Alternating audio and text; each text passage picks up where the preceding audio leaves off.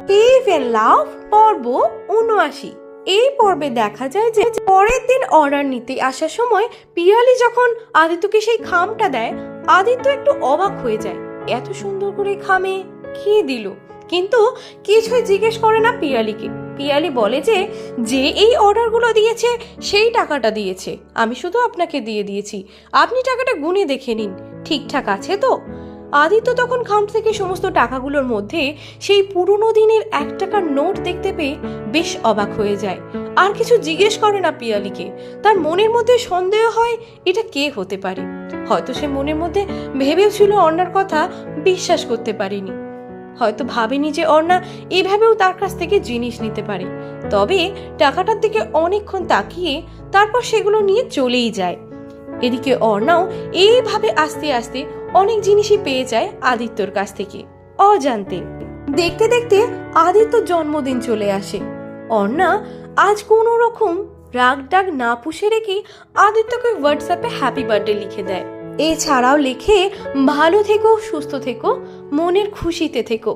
আদিত্য বারবার এই মেসেজটার দিকে তাকালেও সে রিড রিসিভ অফ করে রেখে সমস্ত মেসেজটাই পড়ে এবং উত্তরও দেয় না, লেখেও না কিছু। অর্ণা জানতো আদিত্য কোনোদিনই তাকে উত্তর দেবে না। আসলে আদিত্য হলো সেই ভগবান, আমরা যেরকম ভগবানের কাছে সমস্ত কথা বলি মনের, কিন্তু তারা উত্তর দেয় না, তারা সব কথা হয়তো শোনে। আদিত্য অর্ণার জীবনে সেই রকমই।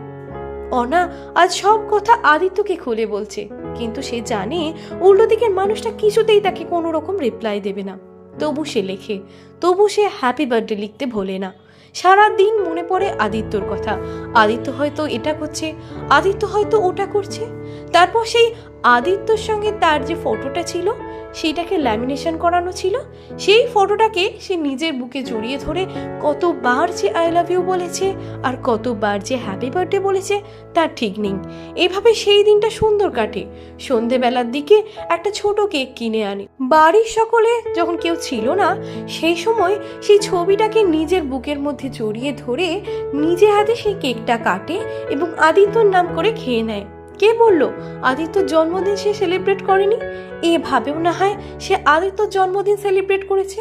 আজকাল কত সিনেমাটিস্টদের, কত সেলিব্রিটিদের বার্থডে তো এভাবেই তাদের ফ্যানেরা সেলিব্রেট করে। তাহলে আমি কেন করতে পারি না আদিত্যর বার্থডে সেলিব্রেট? আমিও না হয় এভাবেই সেলিব্রেট করব।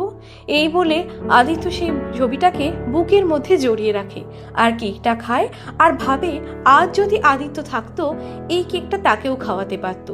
মনে মনে ভাবে আদিত্যর বাড়ি স্টেশনের কাছে সেই মন্দিরটায় গিয়ে পুজো দিলে কেমন হয়।